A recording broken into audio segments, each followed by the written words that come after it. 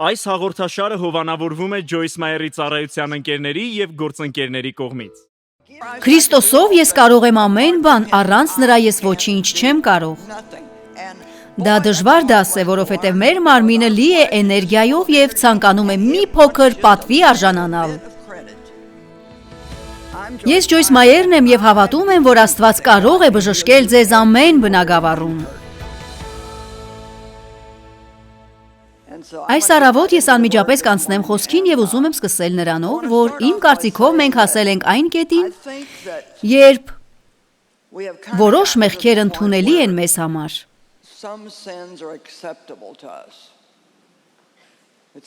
Գուցե դրանք այսպես ասած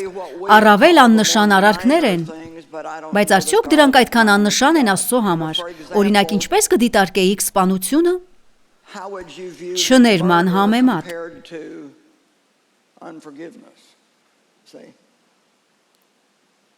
Հուսով եմ այստեղ չկա մեկը, որ կսպանի որևէ մեկին, բայց մեծ հավանականություն կա, որ այսօր այս սենյակում ավելի շատ են այն մարդիկ, որոնք իրենց սրտում ունեն չներում, ինչ որ մեկի նկատմամբ։ Եվ ես ասում եմ, որ 45 տարվա փորձառությունից հետո գիտեմ, որ դա փաստ է։ Կամ կարող ենք ասել, որ հավանաբար այսօր ոչ ոք չի հեռանա այստեղից եւ չի գնա թալանելու տեղական խանութը։ Աղոթում ենք, որ դա տեղի չունենա, բայց հետաքրքիր է այստեղ նստածներից քանիսն են, որ հնարավոր է նախանձում են մեկ ուրիշին ինչ որ բանի համար եւ կարծես որոշել են, որ այդ մարդը իրենց դուր չի գալիս։ Զարմանալի է, գիտեք, եթե դուք կին եք, կարող եք տեսնել իսկապես գեղեցիկ կնոջ կատարյալ կազմվածքով, երկար շիկահեր մի կնոջ եւ թափանցող կապույտ աչքերով։ Եվ դուք դեռ չեք ճանաչում նրան, բայց նա արդեն ձեզ դուր չի գալիս։ Չգիտեմ ինչու, բայց դու ինձ դուր չես գալիս։ Եվ կարծում եմ մենք պետք է զգույշ լինենք, որ չունենանք այն մեղքերը, որոնք համարում ենք ընդունելի։ Քանիսդ եք համաձայն, որ կան որոշակի բաներ, որոնք մենք պարզապես չենք կարծում, որ մեծ կարևորություն ունեն, բայց երբ կարդում ենք Աստվածաշունչը, հետաքրքիր է, որ Պողոսը տարբեր սուրբգրային խոսքերում թվարկում է որոշակի մեղքեր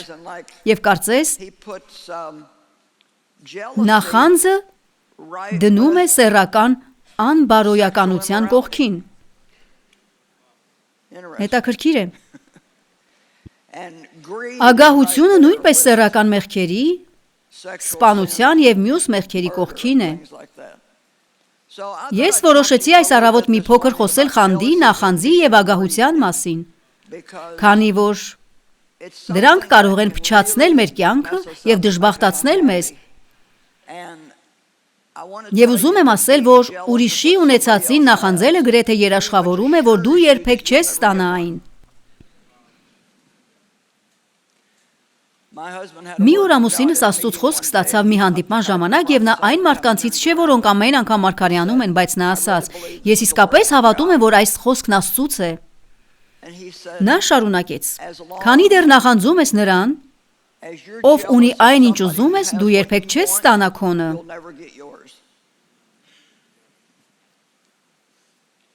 Մտածեք դրա մասին։ Մենք ոչինչ չենք ստանում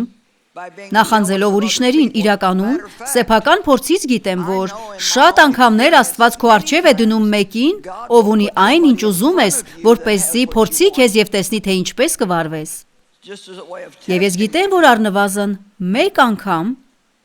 նման բան պատահեց ինձ հետ։ Երբ ես իսկապես կարծում էի, որ այդ կինը արժանի չէ այն ամենին, ինչ ստացավ։ Քանի որ նա այնքան հոգևոր չէր, որքան ես։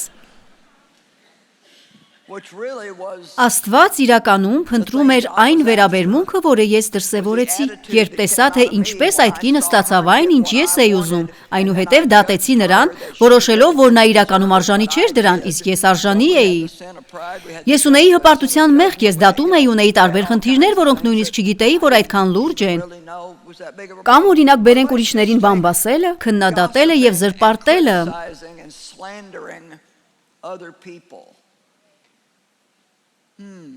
Գիտեք, զրպարտություն բառը ծագում է նույն սատանա բառից, diablos, որը նշանակում է մեղադրել։ Մենք կարող ենք տեսնել մարդկանց վարքագիծը և մենք պետք է դատենք մեղքը, ինչպես ասում է Աստվածաշունչը, բայց երբեք չենք կարող տեսնել մարդու սիրտը, միայն Աստված է տեսնում այն։ Այնպես որ մենք չգիտենք։ Մենք կարող ենք տեսնել, թե ինչ է անում մարդը, բայց չգիտենք, թե ինչու է նա դա անում կամ ինչ է պատահել նրա հետ, որը նրան վերք է պատճառել։ Եվ գուցե նա անում է ինչ-որ բան, որի մասին նույնիսկ տեղյակ չէ, քանի որ դեռևս պատշաճ ուսուցում չի ստացել։ Այսպիսով, ես գիտեմ, որ դուք ուրախ եք, որ լսում եք ուղերձ նախանձի մասին, այնպես չէ։ Առակաց 28:25-ում ասվում է, ով ագահ հոգի ունի, կռիվ է հրահրում։ Իրականում այստեղ կարևոր մասը կռիվն է։ Նա, ով ագահ հոգի ունի, երբեք գոհ չէ, անկախ նրանից, թե ինչ ունի։ Ձեզնից ոմանք մտածում են, եթե ես սա ունենայի, երջանիկ կլինեի։ Ես կարող եմ ասել, որ երջանիկ չէիր լինի, առնվազն երկար ժամանակով, քանի որ մարդկային մարմինը չի կարող հագենալ։ Այն չունի հագենալու ունակություն։ Իրականում, որքան շատ է այն ստանում, այնքան ավելի վատ է վարվում։ Գիտեք, մեր երկրի անկման հիմնական պատճառներից մեկը մեր բարգավաճումն է։ Դուք ասում եք ինչու՞։ Երբեմն, որքան շատ ենք ունենում, այնքան քիչ ենք կարծում, որ Աստծո կարիքն ունենք։ Եվ որքան շատ ենք ունենում, այնքան շատ ենք ցանկանում։ Օրինակ, ես դիտում էի ամերիկյան Գոմեշի մասին հատուկ հաղորդում, որտեղ ներկայացվում էր, թե ինչպես էին մարդիկ սպանում միլիոնավոր գոմեշներ, պարզապես նրանց մորթիները վաճառելու համար։ Ագահությունը ոչնչացրեց կենդանիների մի ամբողջ տեսակ։ Ագահություն։ Այսօր կան շատ կենդանիներ, որոնք ոչնչացման եզրին են և հենց ագահությունն է այդ ամենի պատճառը։ Ինչու է ագահ հոգին կռիվ հրահրում։ Նախ և առաջ ագահ մարդը երբեք մշտապես գոհ չէ, անկախ նրանից, թե ինչ ունի, նա երբեք գոհ չէ, միշտ ուզում է ավելին։ Ես գիտեմ, որովհետև ինքս այդպիսին էի։ Այսպիսի մարդիկ լցված են զայրույթով, խանդով և նախանձում են նրանց, ովքեր ունեն այն, ինչ իրենք են ուզում, կամ ունեն ավելի, քան իրենք ունեն։ Հակոբոսի 4:1 և 2-ում ասվում է, թե ինչն է հանգեցնում կռվի։ Հիմա, կռիվը կամ վեճը մեծ խնդիր է։ Կռիվը վիճաբանությունն է, վեճը զայրույթը, բուռն անհամաձայնությունը և բարկության թաքուն միտումը։ Եվ սա այնքան վտանգավոր է, որովհետև բոլորը վարվում են այնպես, կարծես ամեն ինչ լավ է, բայց կա բարկության թաքուն միտում։ Եվ որտեղ կա վեճ, միշտ կլինի զրպարտություն։ Մշտապես։ Միշտ կլինի քննադատություն և զրպարտություն։ Երբ ձեր սրտում կա նախանձ, հավատացեք, այն ի վերջո կդրսևորվի ձեր շուրթերի միջոցով։ Ամեն։ Ինչն է հանգեցնում կռվի, անհամաձայնությունների և թշնամությունների և ինչպես են ծագում ձեր մեջ հակամարտությունները, վեճերն ու կռիվները։ Միթե դրանք չեն առաջանում ձեր զգայական ցանկություններից կամ մեր խոսքերով այն ամենից, ինչ ցանկանում ենք, որոնք մշտապես կռվում են ձեր մարմնի անդամների մեջ, նախանձում եք և ցանկանում ուրիշների ունեցածը, և ձեր ցանկությունները մնում են չիրականացված։ Այդպիսով դուք դառնում եք, հիմա լսեք, սա Աստվածաշնչի ընդլայնված տարբերակն է, այդպիսով դուք դառնում եք մարդասպաններ, որովհետև ատել նշանակում է սպանել, քանի որ սա առնչություն ունի սրտի հետ։ Ինչ է ասվում այստեղ։ Եթե դու ատում ես ինչ-որ մեկին, դա ազդում է քո սրտի վրա այնպես, ինչպես կազդեր, եթե սպանեիր ինչ-որ մեկին։ Ես նայում եմ այս խոսքին, նայում եմ ու մտածում, հավանաբար ես իսկապես չեմ հասկանում դրա ազդեցությունը։ Գիտեք, Աստվածաշնչում ամեն բան, ինչ Աստված ասում է անել կամ չանել, մեր օգտի համար է։ Մենք երբեք չենք հնազանդվի, մինչև չհավատանք դրան։ Այնպես չէ, որ Աստված պարզապես փորձում է տալ մեզ մի շարք դժվար առաջադրանքներ, որովհետև սիրում է նստել երկնքում եւ ծիծաղել մարդկանց վրա, որովհետև նրանք չեն կարող դա անել։ Այն ամենը, ինչ նա ասում է, որ անենք, մեզ համար է, դա մեր կյանքը ավելի լավը դարձնելու համար է եւ նույնիսկ թշնամիներին ներելը։ Դուք ասում եք, նրանք արժանի չեն դրան, հարցն այն չէ, նրանք արժանի են թե ոչ, մեզնից ով է արժանի այն ներմանը, որ ստացանք Աստծուց։ Ոչ ոք արժանի չէ։ Բայց մենք նայում ենք ինչ-որ բաների եւ մտածում. նրանք արժանի չեն դրան, եւ իրականում հարցը դա չէ, հարցն այն է, որ ներումն օգնում է քեզ։ Երբ ներում ես, ինքդ ազատվում ես բանտից։ Եթե նրանք ճիշտ չեն վարվում, Աստծո գործն է նրանց հետ հարցերը լուծելը։ Մեր գործը չէ նրանց հետ հարցերը լուծելը։ Մենք ներում ենք մեզ վիրավորող մարդկանց եւ աղոթում ենք նրանց համար։ Շատ դժվար է զայրացած մնալ այն մարդու վրա, ում համար ամեն օր աղոթում ես։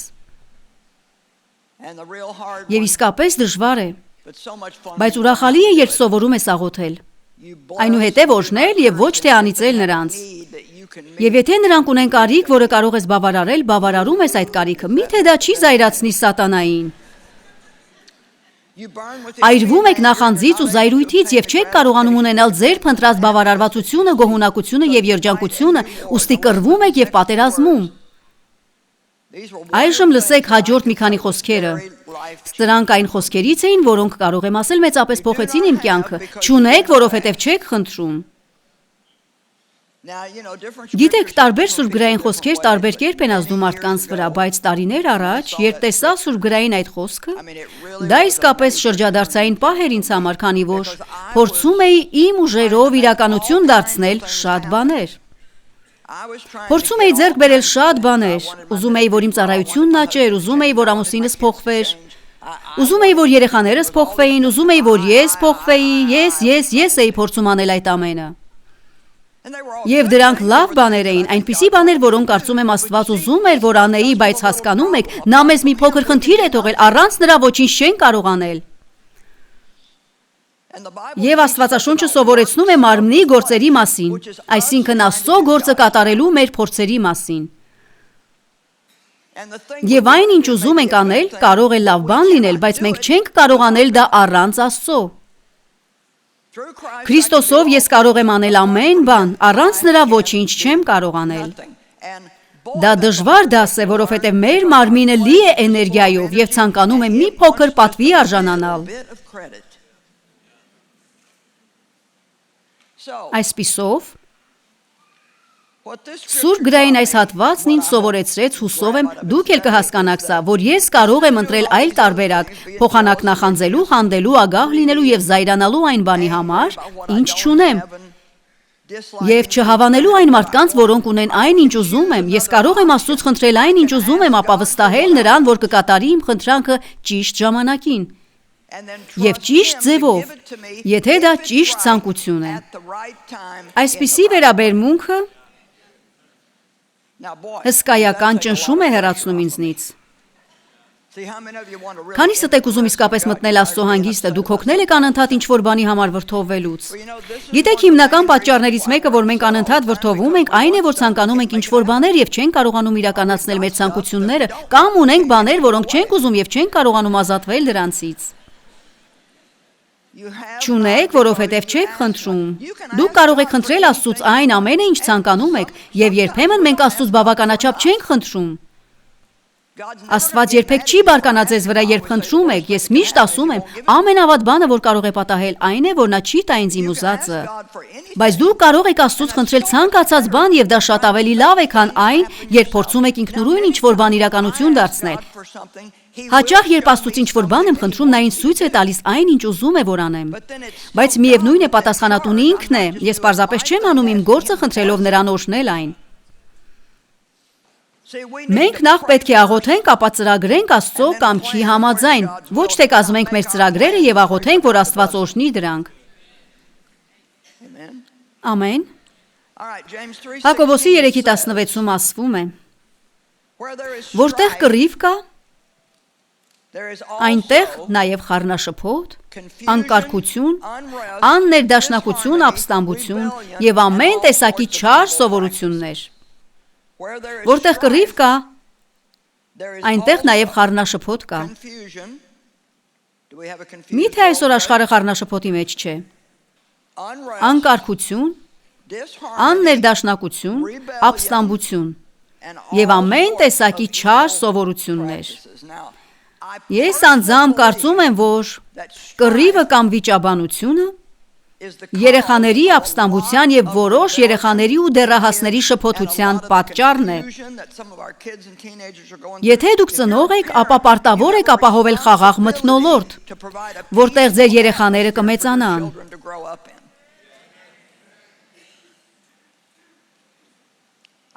Ես չեմ ունեցել այդ շքեղությունը։ Ես մեծացել եմ շատ զայրացկոտ, բռնի խաթարված ընտանիքում։ Եվ դու սովորում ես այն, ինչ տեսնում ես։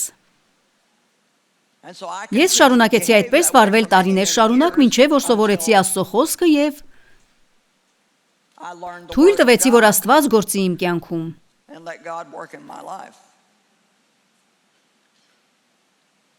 Կռիվը կամ վեճը հսկայական խնդիր է և սա ընդունելի մեղքերից մեկն է։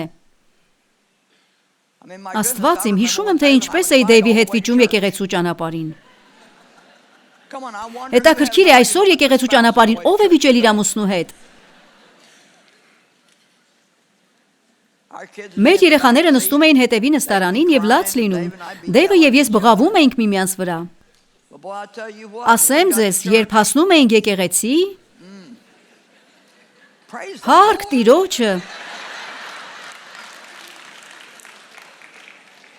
Շնորհակալություն Հիսուս։ Հիշում եմ, սովորաբար ես նստում էի հենց այնտեղ, որտեղ նստած է այս երիտասարդ կինը։ Բացառությամբ այն բանի, որ մեր եկեղեցում ընդամենը 2 բաժին կար, և ես նստում էի առաջին շարքում, երկրորդ նստարանին, և ես կարևոր էի։ Իմ նստարանին անվանական քարտ կար։ Ես աշխատում էի եկեղեցում և անվանական քարտ ունեի ոչ միայն նստատեղի, այլև կայանատեղիի վրա։ Իմ անունը գրված էր աշխատասենյակիս դռան վրա։ Մենք սիրում ենք տեսնել մեր անունները ինչ-որ բաների վրա։ Այնպես չէ։ Ես մտածում էի, որ կարևոր էի։ Սակայն լցված էի վիճաբանությամբ, ունեի չներում, նախանձ։ Ես ունեի այս ամենը։ Գուցե մարդիկ մտածում էին, թե ես կարևոր եմ, բայց Աստված գիտի, թե ինչ է կատարվում փակ դռների ետևում։ Մենք կարող ենք եկեղեցում ժպտալ միմյանց, բայց եթե իսկապես ուզում ես գտնել քրիստոնյա, երբեք մի փնտրիր նրան եկեղեցում։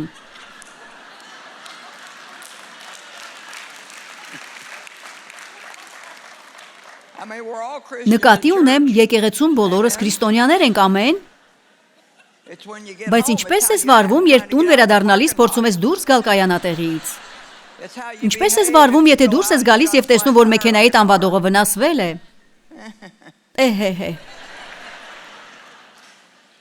Բայց ես շատ լուրջ եմ վերաբերվում Հակոբոսի թղթի խոսքերին։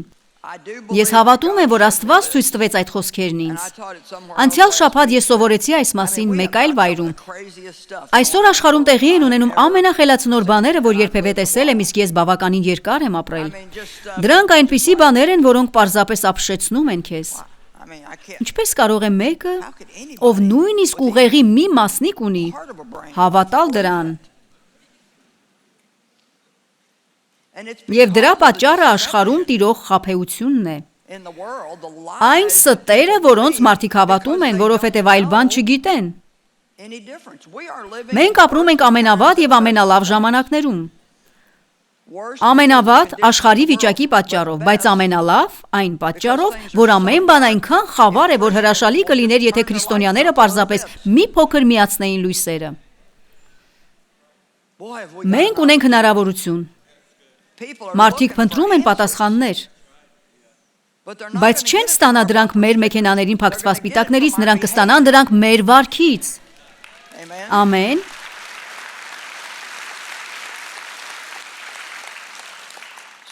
Ուստի կարող եք բավականաչափ վստահել Աստծուն, որ սկսեք անել այն, ինչ ես առաջարկում եմ այստեղ, եւ ամեն անգամ, երբ ինչ-որ բան եք ուզում, պարզապես ասեք Աստված, սա այն է, ինչ ես ուզում եմ, բայց խնդրում եմ մի տուր ինձ, եթե դա քո կամքը չէ։ Ես լսեցի, թե ինչպես ինչ-որ մեկը հառաչեց։ Ամենավատ բանը, որ կարող ես ունենալ, այն է, ինչ Աստված չի ուզում, որ ունենաս։ Այսինքն, դա ծայրահեղ թշվառություն է։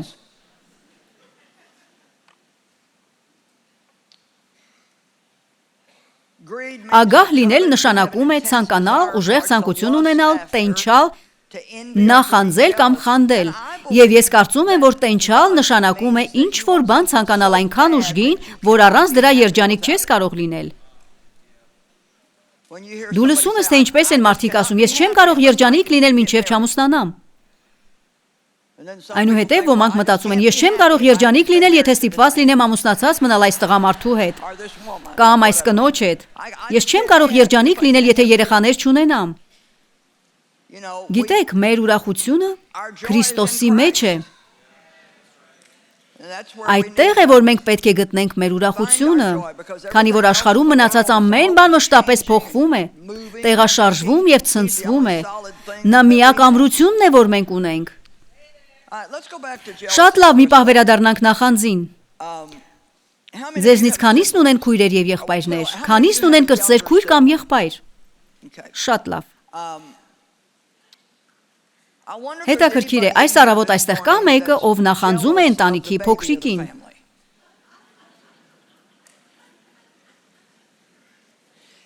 Գիտեք, ընտանիքի փոքրիկին մի փոքր այլ կերպ են վերաբերվում։ Մեր երեխաները 14, 12 եւ 10 տարեկան էին,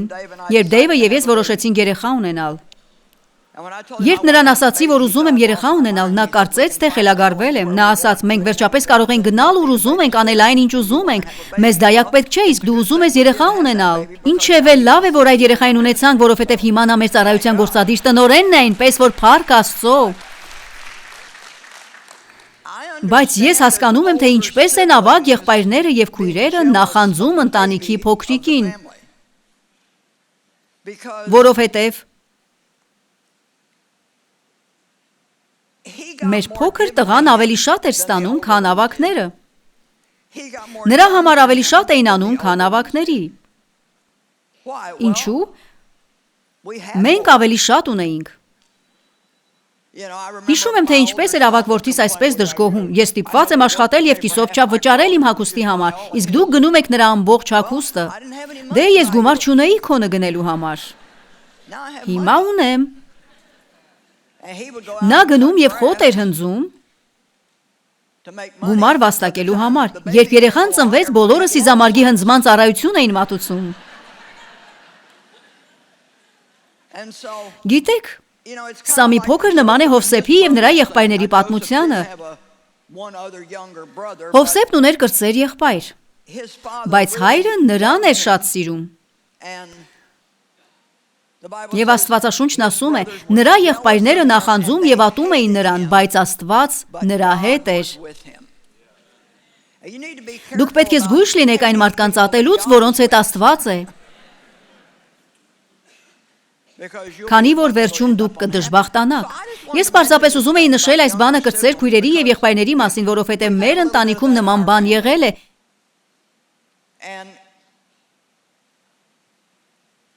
Եվ մեր փոքր որդին կարողանում էր համոզել մեզ շատ բաներում։ Ինչը մյուսներին չէր հաջողվում, վերջապես նրանք ավելի խելացի դարձան եւ երբ ինչ-որ բան էի ցանկանում, դիմում էին նրան, որպեսզի խնդրի դրա համար։ Գիտեք, նա 44 տարեկան է եւ դեռ իմ փոքրիկն է։ Երբեմն առավոտյան նա ինձ հաղորդագրություն է ուղարկում, բարի լույս մայրիկ, եւ ես պատասխանում եմ, բարի լույս փոքրիկ։ Չգիտեմ, երբ ունենում ես վերջինին, ինչ-որ բան է կատարվում։ Եվ իմ երկու դեռահաս աղջիկները չէին օգնում, նրանք մանկան պես էին վերաբերվում նրան եւ երես էին տալիս։ Ուստի ես նրանց ասում եմ, օ, դա միայն իմ մեղքը չէ։ Այսպիսով, եթե դուք ունեք կրտսեր քույր կամ եղբայր, որին նախանձում եք, ինչու պարզապես չհրաժարվեք դրանից հենց այսօր, որովհետեւ ամեն պատմություն ունի երկու կողմ։ Հուսով ենք, որ վայելեցիք այսօրվա հաղորդումը։ Խնդրում ենք կապ հաստատել մեզ հետ կամ այցելել joycemeyer.org կայք ձեր աղոթքի խնդրանքները փոխանցելու կամ մեզ հետ համագործակցելու համար։ Այս հաղորդաշարը հովանավորվում է Joyce Meyer-ի ծառայության ընկերների եւ գործընկերների կողմից։